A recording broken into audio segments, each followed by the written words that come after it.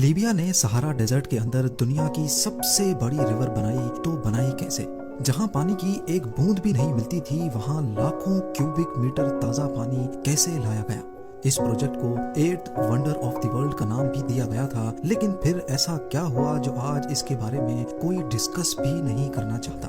ناظرین، نیچر نے پوری دنیا کو بے پناہ ریسورسز سے نوازا ہے، لیکن اس میں کوئی شک نہیں کہ یہ ریسورسز ایکولی ڈسٹریبیوٹ نہیں کیے گئے۔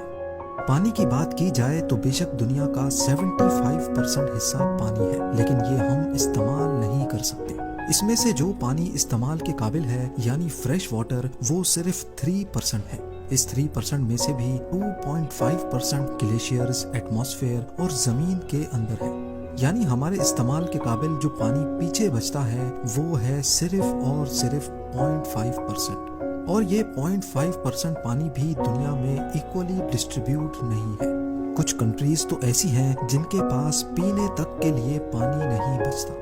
اب اس مسئلے کے بہت سارے سولیوشنز ہیں۔ کہیں پر سمندر کے پانی میں سے سالٹس نکال کر اس کو پینے کے قابل بنایا جاتا ہے، کہیں کلاؤڈ سیڈنگ یعنی آرٹیفیشل بارش کر کے پانی جمع کیا جاتا ہے، اور ساؤتھ افریقہ کے حالات تو اتنے خراب ہو گئے تھے کہ انہوں نے آل دا وے انٹارکٹیکا سے آئس برگ ٹو کر کے کیپ ٹاؤن تک لانے کا پلان بھی بنایا تھا۔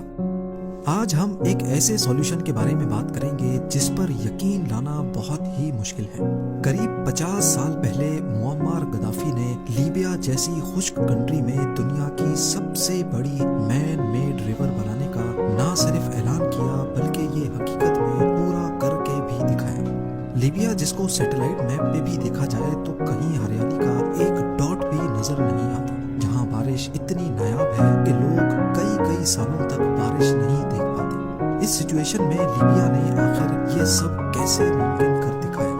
لیبیا کا 99% ایریا ریگستان سے بھرا ہوا ہے۔ یہاں پڑنے والی گرمی کا اندازہ تو آپ لگا ہی چکے ہوں گے۔ یہ گرمی اتنی شدید ہوتی ہے کہ اوپن ایئر میں پڑا پانی بھی فوراً ایوپریٹ ہو جاتا ہے، اور لگے ہاتھ لیبیا کے کئی حصوں میں 10 سالوں تک بارش کا نام و نشان بھی نہیں ہوتا۔ کروڈ آئل کے حساب سے لیبیا کے پاس یونائٹڈ اسٹیٹس سے بھی زیادہ آئل ریزروز ہیں، لیکن فریش واٹر کے معاملے میں یہاں ایک بھی نیچرل ریور نہیں ہے۔ 1950s میں جب لیبیا میں آئل ڈھونڈا جا رہا تھا تو یہاں آئل کے ساتھ ساتھ ایک بہت ہی نایاب خزانہ بھی ملا۔ جی ہاں، اور یہ خزانہ تھا پانی کا۔ سہارا جہاں لوگ پانی کو ترستے ہیں، اس کے نیچے 1.5 lakh cubic kilometre fresh water کسی خزانے سے کم نہیں تھا۔ یہ ایک طرح کا فاسل واٹر ہوتا ہے جس کو نوبین سینڈ سٹون ایکویفر کہا جاتا ہے۔ اندازہ لگایا جائے تو سہارا کے نیچے سے ملنے والا پانی اتنا زیادہ ہے کہ ہماری پوری دنیا اگر اس کو 40 سالوں تک بھی استعمال کرے پھر بھی وہ ختم نہیں ہوگا۔ اور سونے پہ سہاگا نیوبین واٹر سہارا کے ایسٹ میں پایا جاتا ہے، خاص طور پر جہاں آج لیبیا موجود ہے۔ اس وقت کے لیبین ڈکٹیٹر معمر غدافی یہ اپرچونٹی کسی بھی صورت مس نہیں کرنا چاہتے تھے۔ ان کا آئیڈیا تھا کہ کسی بھی طرح سے اگر یہ پانی نکال کر اس کو لیبیا کی تمام سٹیز تک پہنچا دیا جائے تو یہ لیبیا اور سہارا کی ہسٹری میں ایک بہت بڑا کارنامہ ہوگا۔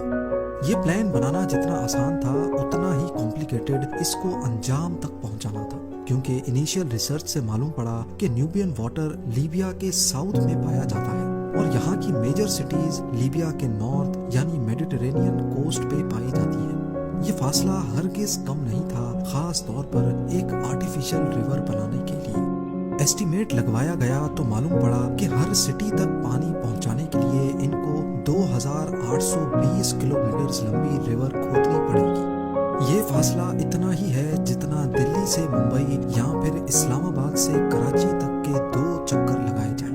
معمر غدافی کو جب یہ ایسٹیمیٹس بتائے گئے تو انہوں نے ہمت نہیں ہاری، پر ایک اور مسئلہ آ کھڑا ہوا۔ سہارا کی کڑکتی گرمی میں جہاں پانی فوراً ایوپریٹ ہو جاتا ہے، وہاں اتنی لمبی اوپن ایئر ریور کا مطلب تھا کہ شہروں تک پہنچنے سے پہلے ہی آدھے سے زیادہ پانی بھاپ بن کر اڑ جائے گا۔ اب اس مسئلے سے نمٹنے کا مطلب تھا کہ 2820 کلومیٹر لمبی ریور کو انڈر گراؤنڈ کرنا ہوگا۔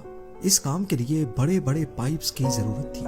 ایک ایک پائپ 13 فٹ موٹا، اس کا وزن 80 ٹن، اور ایسے 5 لاکھ پائپس بنائے جائیں گے، تب جا کر 2820 کلومیٹر لمبی ریور بن پائے گی۔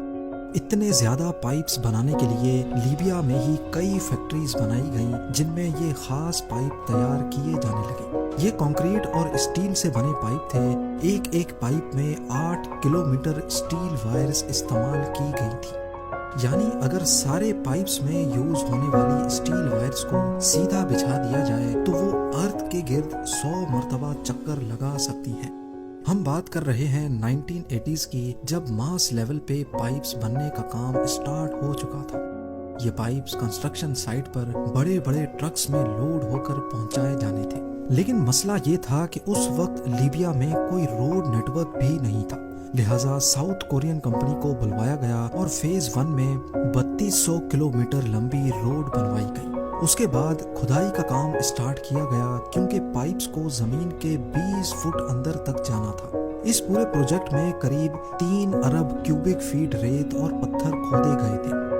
یہاں تک جتنا بھی کام ہوا تھا وہ اس میگا پروجیکٹ کا فیز 1 تھا، جس میں 5 ارب ڈالرز خرچ کیے گئے۔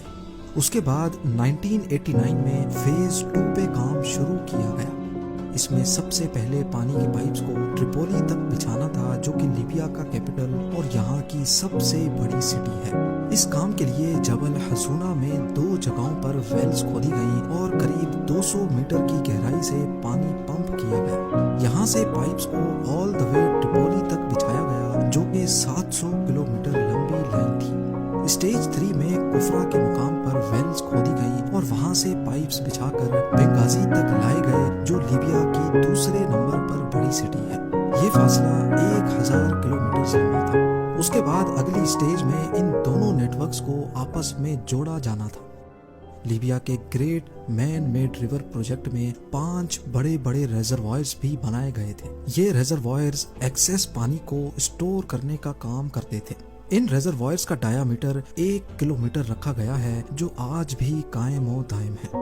Guinness book of world record کے مطابق لیبیا کا یہ پروجیکٹ دنیا کی سب سے بڑی مین میڈ ریور کے ساتھ ساتھ دنیا کا سب سے بڑا اریگیشن سسٹم بھی ہے۔ اس پروجیکٹ کے ذریعے زمین سے نکلنے والا پانی نہ صرف لیبیا کے 6.7 ملین لوگوں کے پینے میں استعمال ہوتا ہے، بلکہ اس کا 70% حصہ ایگریکلچر اور انڈسٹریل ریکوائرمنٹ کو بھی پورا کرتا ہے۔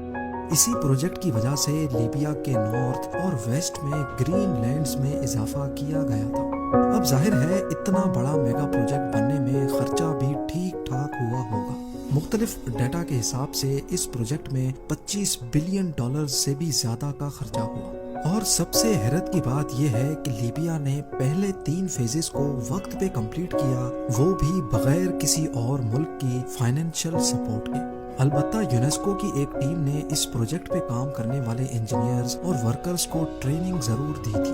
کچھ ایکسپرٹس کا کہنا ہے کہ نیوبین سینڈ سٹون ایکویفر کا پانی اگلے کم از کم 100 سالوں تک استعمال کیا جا سکتا ہے۔ اس کے برعکس اگر لیبیا ڈی سیلینیشن کر کے فریش واٹر بناتا تو اس میں 10 گنا زیادہ کاسٹ لگتی۔